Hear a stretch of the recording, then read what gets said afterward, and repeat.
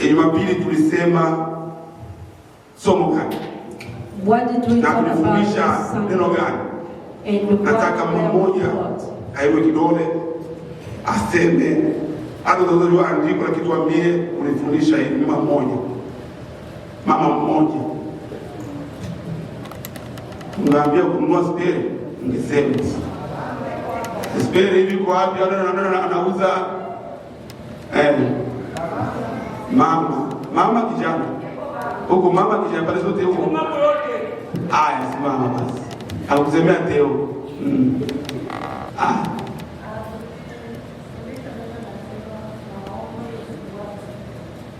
Haujamii mwanangu, maombi.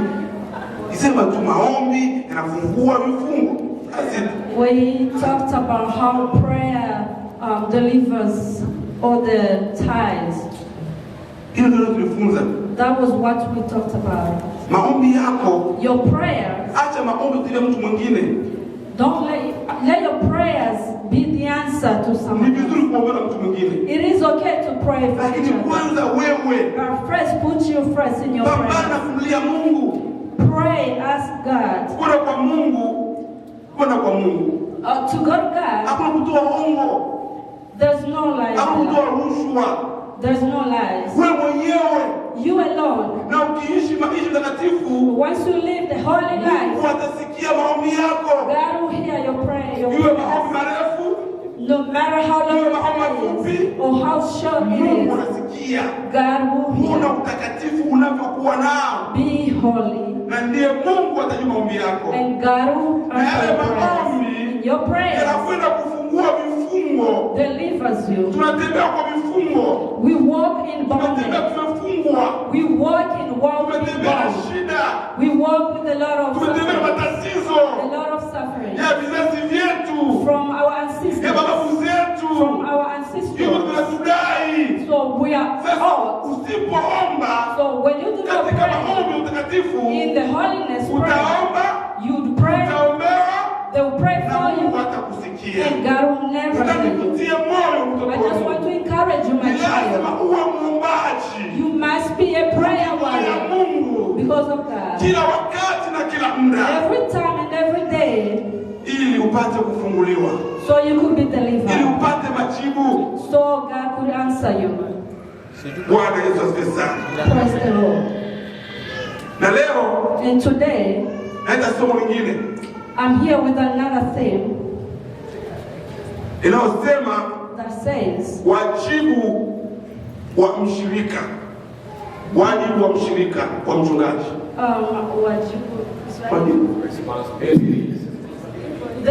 The responsibilities of a churchgoer. Wajibu wa mshirika juu ya mchungaji. There is the responsibility of the churchgoer upon a pastor. Na wajibu wa mchungaji kwa mshirika. And also the responsibility of a pastor to a church member. Hiyo ndio nalifunza leo. That is what we're going to talk about today. Tunachukua hata mwezi mzima au kitatu. It could take us 3 to a month. Tufundishane maneno ya Mungu. Because we'd like us to teach each other. Kuna washirika. They are people. Au waumini. Or the churchgoers. Au kondoo. Or the lamb that have been seated in the church, and they do not know their responsibilities. So let us teach one another. Amen. Amen. Hallelujah. Amen. Mchungaji, a pastor, neno la Kiswahili. A pastor is the word from Swahili. And in the Kiunanian, it's called the faith. In Hebrew, it's called Wah. In English, it's a pastor. Or shepherd. A shepherd. Hallelujah. But in Swahili, it's very simple in Swahili. Mchungaji, a pastor. What is a pastor? Mchungaji, a pastor, ni mtu anachunga kondoo. He is someone who takes care of the sheep, the animals. A shepherd is someone who takes care of the animals. Pia And unaweza kuweka hata anaochunga shamba lako. Even those who takes care of your farms. Anachunga shamba yako. They take care of your farms. Anachunga miradi yako. They take care of whatever is. Anachunga duka lako. They take care of your store. Huyu mchungaji. This is a shepherd. Anachunga vitu fulani, amali fulani. Takes care of certain things. Sasa tunakwenda kwa mchungaji. So when you go to a shepherd, anaochunga kondoo. that takes care of the sheep. Anaochunga kondoo za Mungu. God's sheep. Waumini. Or the believers. Jambo la kwanza, The first thing, mchungaji wa kondoo, the shepherd of the sheep, anakwenda kuchunga takes care kondoo the sheep wawe na usalama, for it to be well kept, wasivamiwi so that they might not na wanyama wakali from a different or the strongest animal uko porini. in the bush. Na ndio maana ukiangalia Daudi And that's why when you alikuwa mchungaji wa kondoo. he was a shepherd. Alipokuwa porini, While he was in the bush, alipambania kondoo zake he fought for wasiweze kuliwa na dubu, so that they might not be taken or eaten, mpaka akawaua dubu until he killed ili kondoo zake wawe salama, in order for his wawe katika mazingira mazuri. to be well kept. Hili jambo la kwanza. That is the first. Jambo la pili, The second thing, uwatafutia kondoo malisho bora. to prepare or find good food for your sheep. Uwatafutia chakula kizuri Find what food befits ili kondoo wawe na afya njema. in order for your sheep to have good health. Jambo la tatu, The third one, kutafuta eneo to find a place lililokuwa na maji bora that has pure water ili kondoo wanywe maji in order for your sheep wapate afya njema. and be okay. Hiyo ndiyo kazi ya mchungaji That is the work of the sheep kwa kondoo zake, to their sheep, ili wawe salama.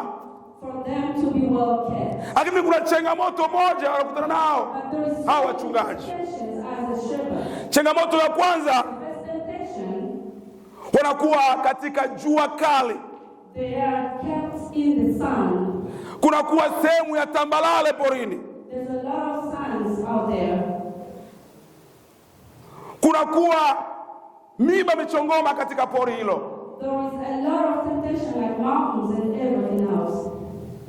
na sababu yote kutafuta malisho mazuri And that all is to just find a good ili kondoo wawe bora. that befits to make your sheep. Jambo la pili, kunakuwa ukame. Hiyo changamoto wachungaji kutana nazo, kunakuwa ukame. There is also the requirements. Jambo la tatu, The third thing, kunakuwa wanyama wakali there are a lot of animals that are strong washambulia wanyama. that fights against. Hizo ni changamoto That is also wachungaji that wanakutana nazo katika pori, has, lakini hawezi kuacha. but you can never stop. Tumesema wajibu wa mshirika kwa mchungaji We have talked about the responsibility of a believer to na mchungaji wajibu kwa washirika, and also a shepherd. na tunaanza namba moja. Namba moja, The first word, kusikiliza to listen. na kufahamu sauti ya mchungaji.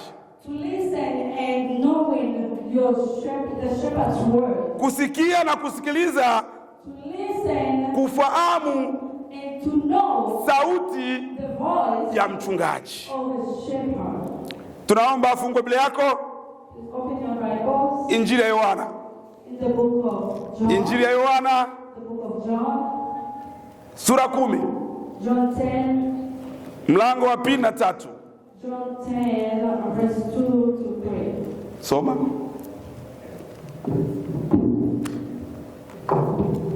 Mbili na tatu.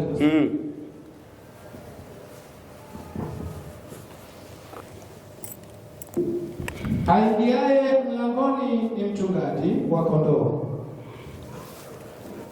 Bawabu humfungulia huyo, na kondoo humsikia sauti yake, naye kuwaita kondoo wake kwa majina yao na kuwapeleka nje. Amen. I'm going to read first John chapter 10 verse 2 to 3 says, the one who enters by the gate is the shepherd.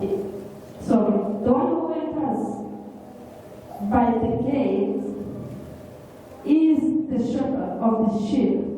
The gatekeeper opens the gate for him, and the sheep listen to his voice. Amen. Amen. Tumesikia We have listened maandiko yamesema what the word says. Mchungaji A shepherd uingia mlangoni enters through the gate na kufungua mlango, and opens the door. na bawabu. Opens the door. Bawabu ni nini? That is bad. Bawabu ni kwale kwenye mlango, vile vimeshikia vile vitu kwenye mlango. It's like what keeps the door closed. Ndio bawabu. That is bad. Bawabu. Bawabu hufungua mlango. Baada mlango unaingia, bawabu unafungua mlango na kuwa wazi. Okay, when the shepherd comes in, you open the door and the door opens. Ili mchungaji aingie. For the shepherd to come in. Na mtu kuingia humo, And after he has anajua, anaita kondoo, kila kondoo na jina lake. he knows every sheep by its name. Na baada ya kuingia kuita kondoo, When he enters, anawatoa kondoo he takes the sheep kuwapeleka kwenye malisho mazuri, where they're supposed to be, kwenye chakula kizuri. where there is good food. Na ndiye maana And that's why kazi ya uinjilisti the work of an ni kwenda kuhubiri huko nje, go out there and kuleta watu kanisani bring people ili waweze kufunzwa for them to be taught maneno ya the Mungu, word of God, ili waishi for them to live katika maneno ya Mungu in the spirit, waliowakuta ndani ya kanisa. to live among those that they met in the church. Na ni kazi ya mchungaji, And it's the shepherd's job. ni kazi ya walimu It's the teacher's job kufunza watu to teach, kujua maneno ya Mungu, to know the word of God, kujua ukweli wa to Mungu. know the truth of God. Bwana Yesu asifiwe sana. Praise the Lord. Bwana Yesu asifiwe sana. Praise the Lord. Mchungaji uingia A shepherd enters katika zizi. in the place. Zizi ni nyumba ya mifugo na ukaa. A place is like a house where you keep sheep. Na wanafungiwa, kuna mlango. And when door is locked, Mchungaji anaingia pale the shepherd enters na kufungua, and opens kuhesabu kondoo and counts na kuwaita kwa majina and calls them by their name. kila kondoo. Each and Kwa, every ni sheep. muhimu wa mchungaji It is very kujua important kondoo anaoongoza to know the sheep that they are leading na kuwajua hali zao. and to know about their well-being. Ni kazi ngumu sana. It is a very huge responsibility. Kazi ya uchungaji kazi ngumu sana. It's a big responsibility. Na ndiye maana And that's why, mshirika anaitwa kama kondoo. that's why a believer is taken as a sheep. Hakuna mnyama mmoja mtulivu kama kondoo. There is no humble sheep like Imechukuliwa mfano wa kondoo. when you take the example of Mkristo aliyeokoka a true Christian ana shida, has no problem. ana shida, Has no problem. ni kumwelekeza tu, You just have to guide them. na hafungwi kamba, And you cannot tie them. anakwenda. They just go. Na mchungaji wa kondoo And the sheep, akiangalia ameenda mbali, when they see that their sheep goes far anapiga tu away, mluzi, they just call them. kondoo anajua And then the sheep will mchungaji know, wangu ananiita. that is my sheep. Anarudi. calling me. He comes back. Haleluya. Amen. Mnanielewa? Lakini Are we together? mtafuna Jojo tu, utamu wa Jojo, msikia utamu wa Jojo. Amen. Haleluya. Amen. Mchungaji ni kazi yake kujua It's their job to know kondoo wangu my sheep ni mtu anahangaika juu ya kondoo, is someone who suffers for their sheep maisha ya kiroho spiritually, na hata kimwili, even physically. ili kondoo awe na afya njema. The sheep to be well-being. Na kondoo naye kumsikiliza mchungaji wake. Listen to their shepherd. Hivi nani anataka kuchunga kondoo wanyama huko porini? Nani anataka kuchunga kondoo wanyama? Hebu tuambie mfano kidogo.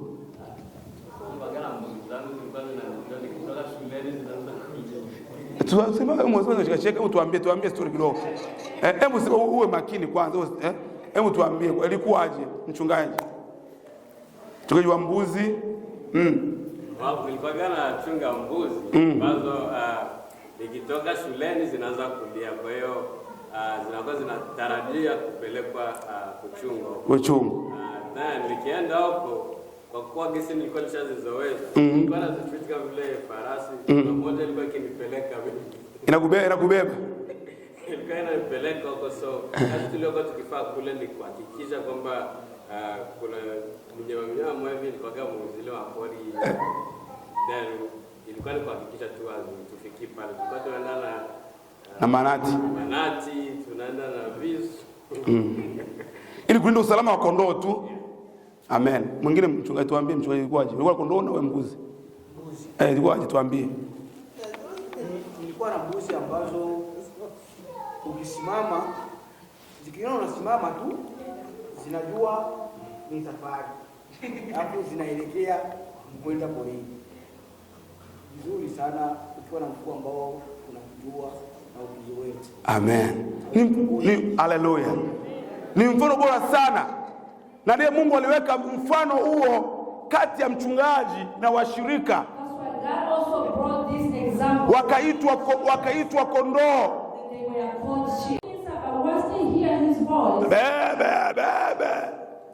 Eti mzee njaa inaanza tupeleke kwenye shambani.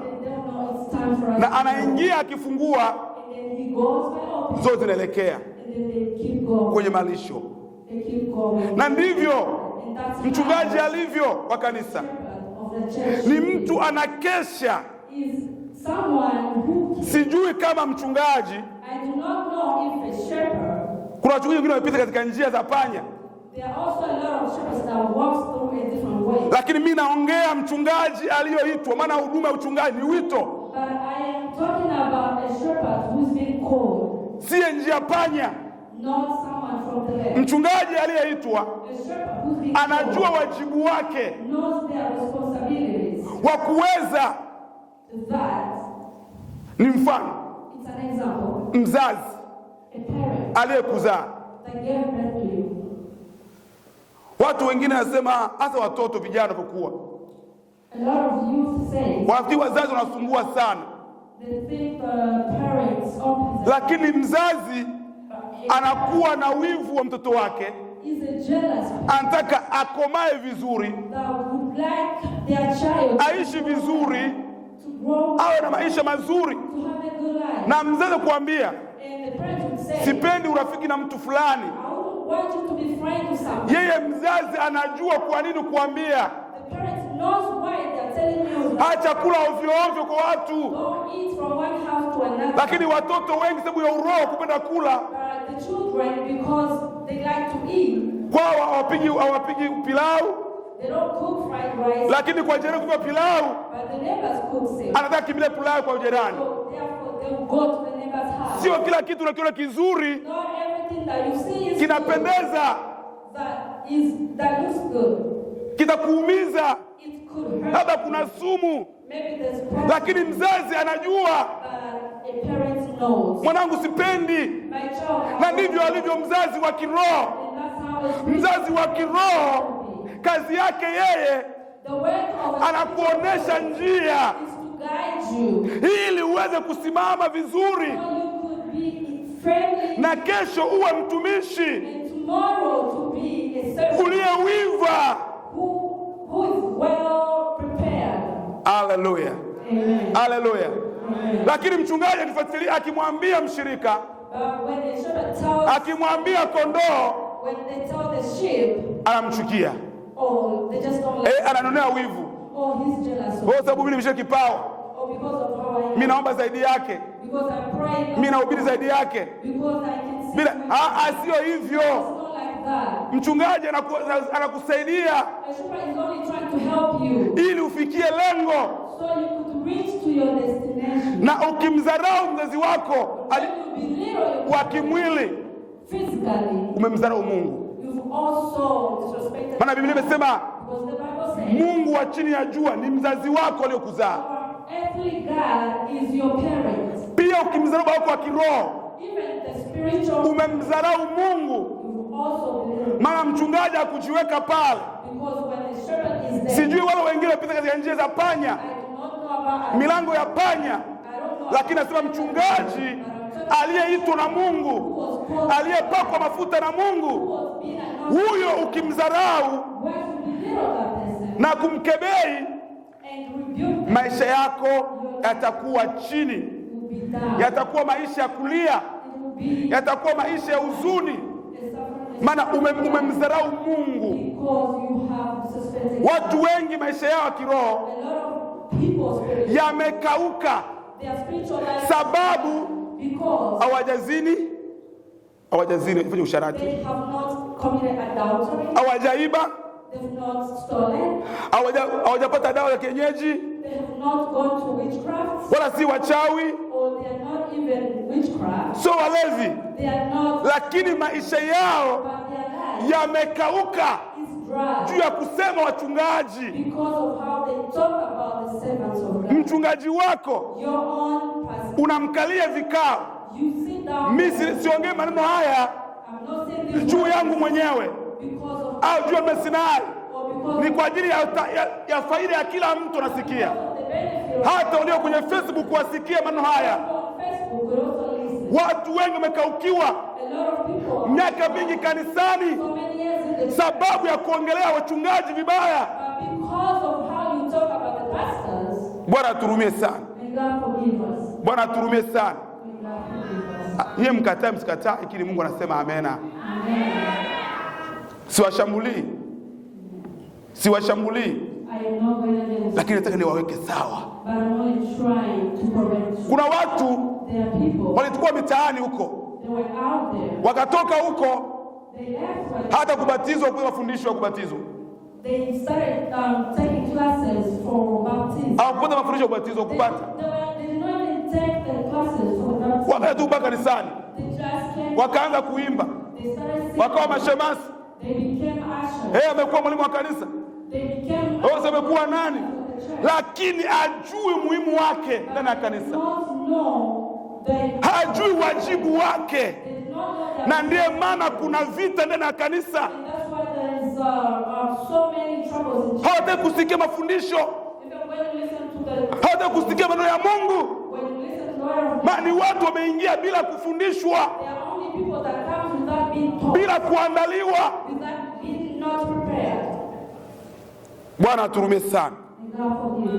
Mchungaji ufungua mlango na kuita kila kondoo wake kwa jina, na kondoo umjua mchungaji wetu. Haleluya. Bwana Yesu asifiwe sana. Bwana Yesu asifiwe sana. Tusome tena Injili ya Yohana hiyo 10:14. John 10:14 says, I am the good shepherd. I know my sheep and my sheep know me. Amen.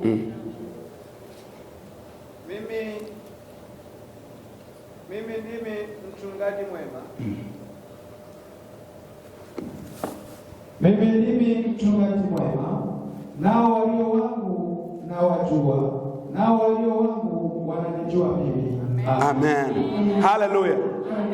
Mchungaji wa kanisa anasimama na kutoa maelekezo. Mwezi huu tuna mafungo, mwezi huu tuna makesha, mwezi huu kuna kitu fulani, mwezi huu nimepata maono hivi. Lakini kondoo yuko pale kupinga. A sheep is there to go against it, to rebuke it. Kwa ni kondoo njema hiyo? Is that a good sheep or what? Amisi alo.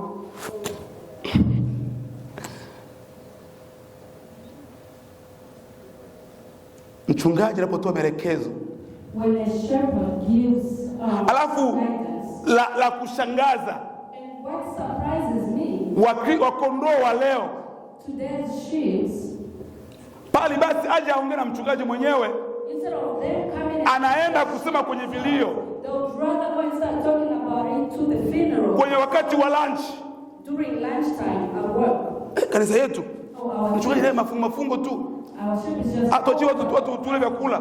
We can't even eat. Mchungaji wetu our pastor, michongo kanisani, he's like this and that. Kila siku, kila wiki maombi, mikesha. Every week always prayers and over. Anajua ni faida, He knows the benefit, lakini unajichukulia laana, but you just been taking, unajichukulia mikosi, you just been bringing bad things to yourself. Unampinga mchungaji. You go against your shepherd.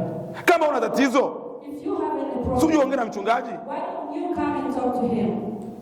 hapo unamsemea kwenye vilio. But you'd rather talk about him somewhere else. Halo, hizo baraka utazipata kweli? Tuambiane kwa tukafundishana. Hizo baraka utazipata? Hapa utazipata, hapa wajibu hapa. Hapa wameokoka sana. Tukitoa shukuru tu, wale wengine watu wameokoka. Haleluya. Amen. Tuambiane kweli. Let us be truthful to each other.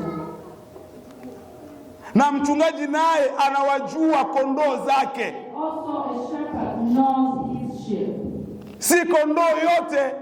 It's not every sheep. Hiyo katika kondoo mle That is eti ni njema. not every sheep you see is a good sheep. Kuna kondoo zingine There are also some sheep, zile mapembe, they do have horns. kazi yao ni kupinga.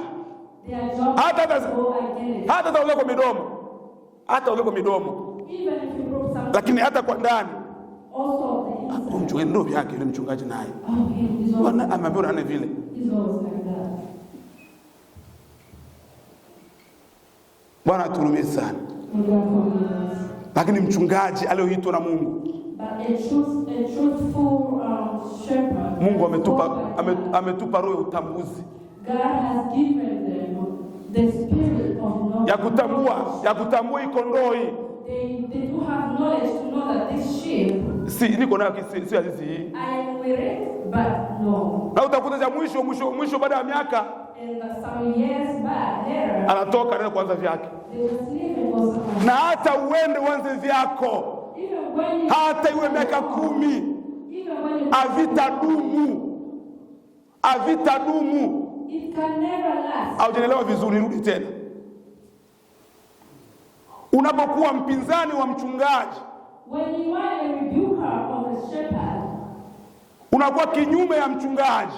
You just go against. Na hata utoke, even when you leave, uende uanze vyako, you go somewhere else. Ni vizuri. It's okay. Umetoka kwa njia gani? But you have to know in which way. Havitadumu milele. It can never last. Sababu umetoka kinyume. Alafu Mungu ni wa ajabu sana. Kule utapoenda kule Mungu atakunulia watu zaidi. Jinsi ulivyokuwa kule. Na wengine mimi nimeona mpaka wachungaji wameacha. Wakawa walevi. Wakapiga gongo. So waliingia katika mlango usiokuwa wao. Bwana aturumie. Mchungaji hujua kondoo zake. Na kondoo hujua sauti ya mchungaji. Amen. Ni wajibu wa kondoo au mshirika kusikiliza sauti ya mchungaji. Leo tuna waumini au kondoo. Leo yuko hapa, kesho yuko hapa, kesho yuko hapo. Hata anapata mialiko na kufanya huduma bila kuambia mchungaji wake.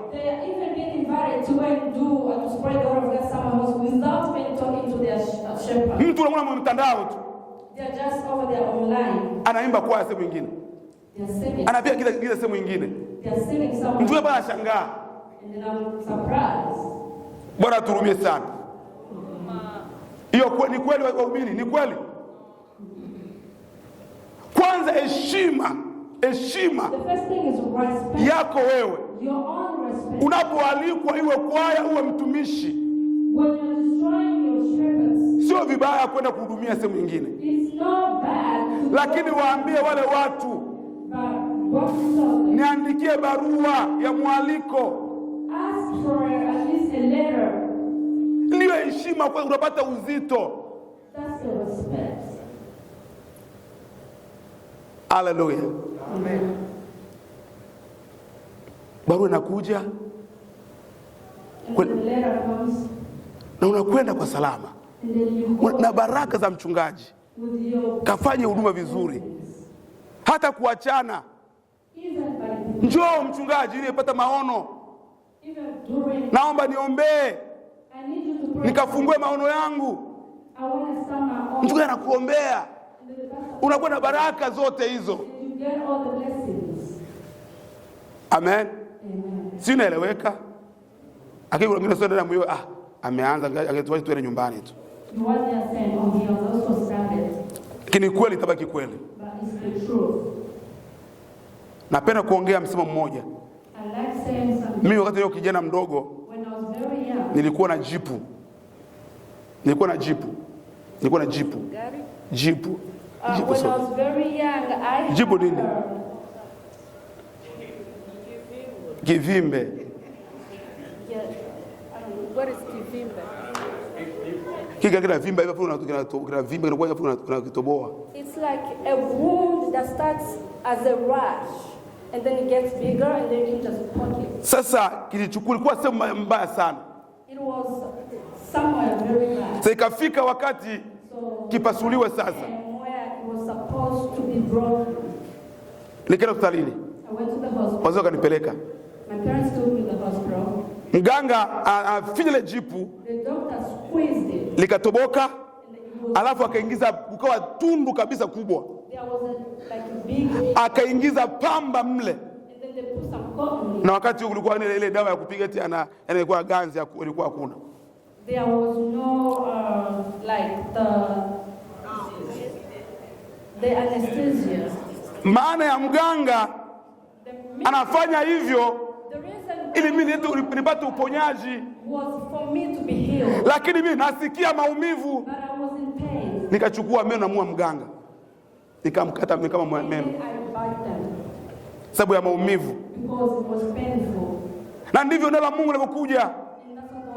Neno la Mungu linapokuja ndani yetu ni kuja kutuchoma. Inakuwa maumivu. Lakini wewe yule usimuume meno yule mtu. Na wakati neno linakuja kwako linakuambia na kuonya usimchukie yule mtu, umekuwa adui wako. Anakusaidia ili uwe na ushirika na Mungu, ili uwe na uhusiano na Mungu. Haleluya. Haleluya.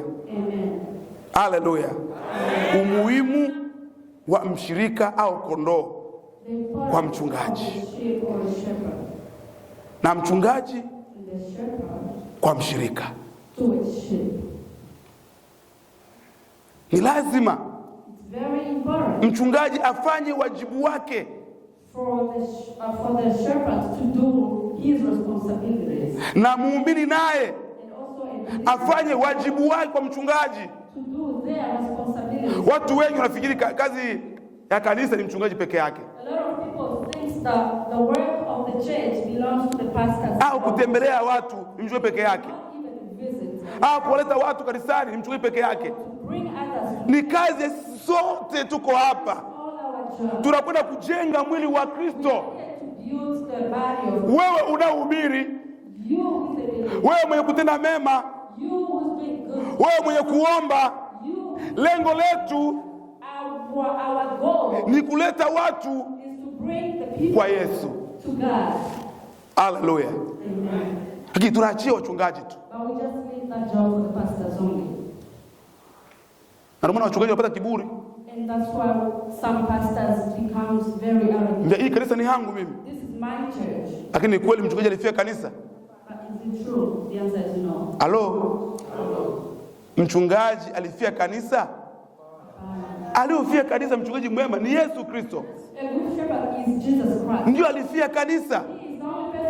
Lakini kiburi cha uchungaji mwenyewe wa Kristo umewaachia wenyewe.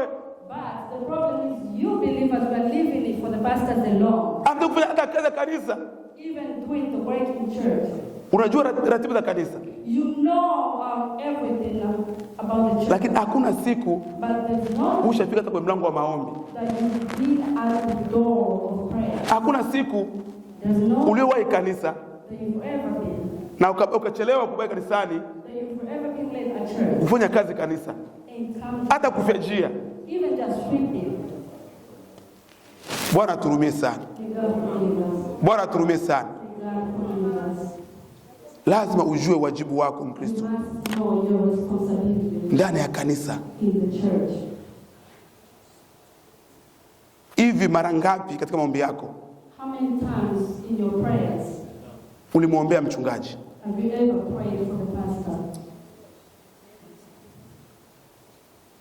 Usinipe jibu unayo mwenyewe. Mara ngapi unapoingia vipindi unaombea mchungaji wako? Alafu sasa tualinganisha mchungaji wako na wachungaji wengine. Huyu mchungaji kama yule mchungaji wa kwetu, yule mchungaji alionifundisha, yule wa Tanzania, yule wa Kongo, yule amebaki kule. Umekuwa kwenye mlima Sinai, umekuwa Batiste, umekuwa Methodiste. Fuata jinsi mchungaji anapomelekezo. Bwana aturumie sana. Bwana aturumie sana.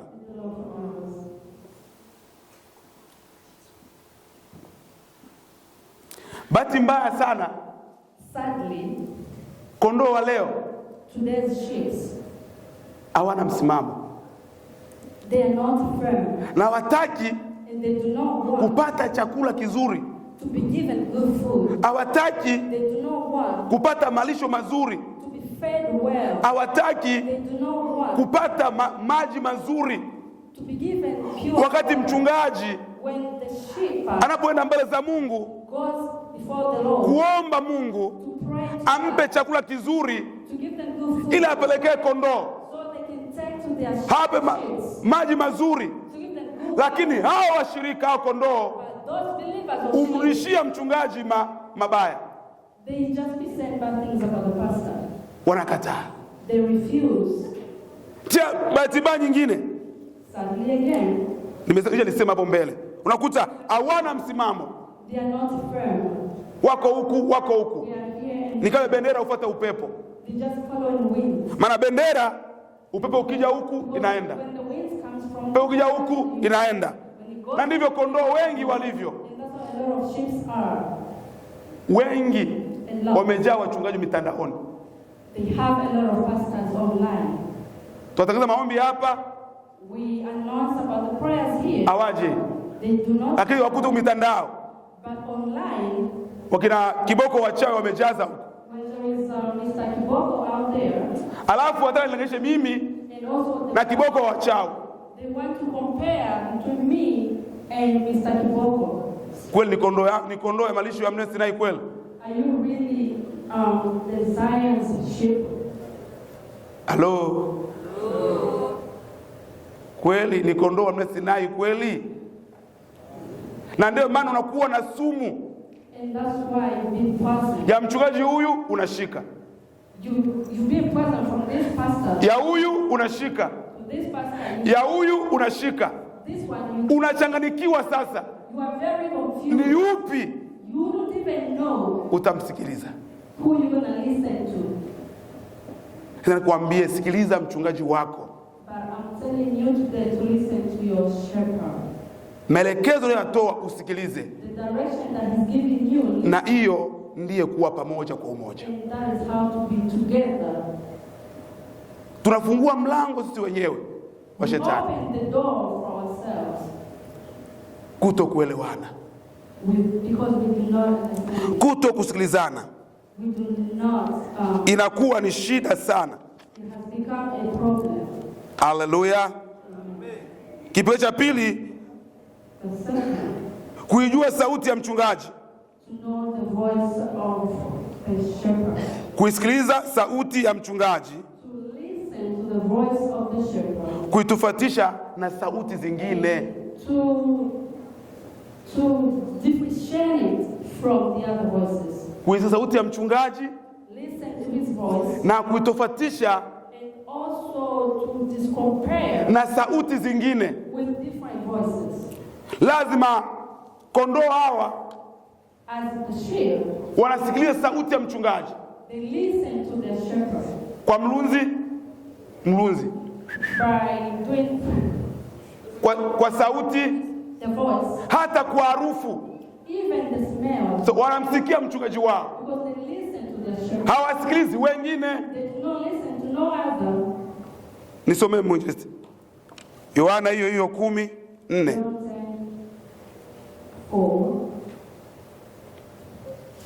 John 10:4 says, when he has brought out all his own, he goes on ahead of them, and his sheep follow him because they know his voice. Amen. Amen. Naye awatoapo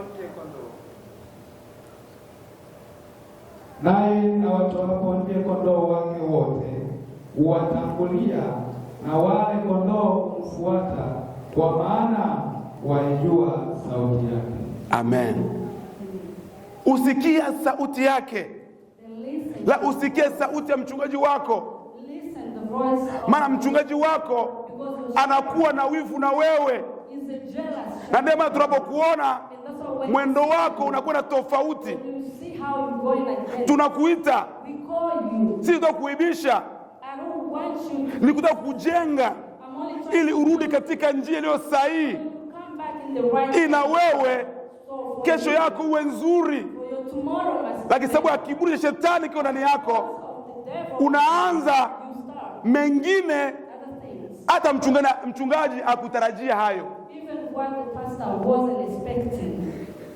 Mchungaji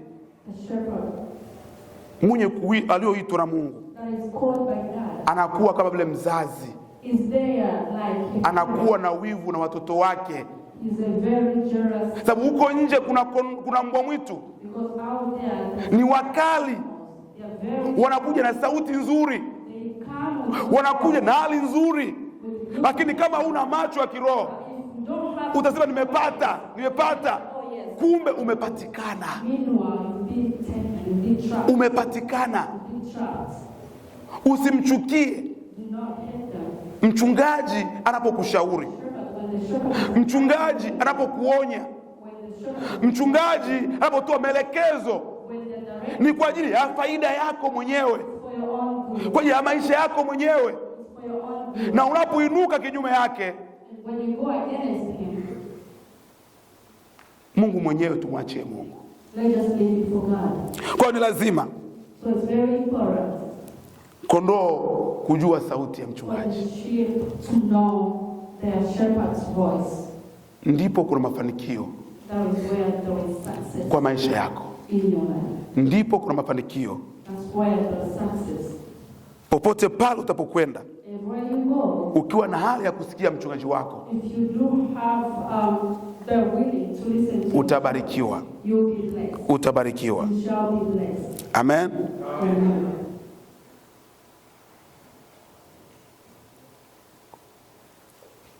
Leo tunaishi hapo, tutaendelea na vipengele vingine. Amen. Tuseme tuombe. Sijui kuna mtu na swali? Any questions? Je, kuna mtu na swali? Na kama hakuna, basi taomba kila mtu ajiombee. Mwambie Mungu, natamani niwe kondoo mwema, niwe kondoo mwenye kusikia sauti ya mchungaji, ili afanye mapenzi yako. Kila mtu ajiombee. Karibu kwa kuweza kumwambia Mungu hali yako. Mwambie hakuna mtu anaweza kugeuza maisha ya mwanadamu.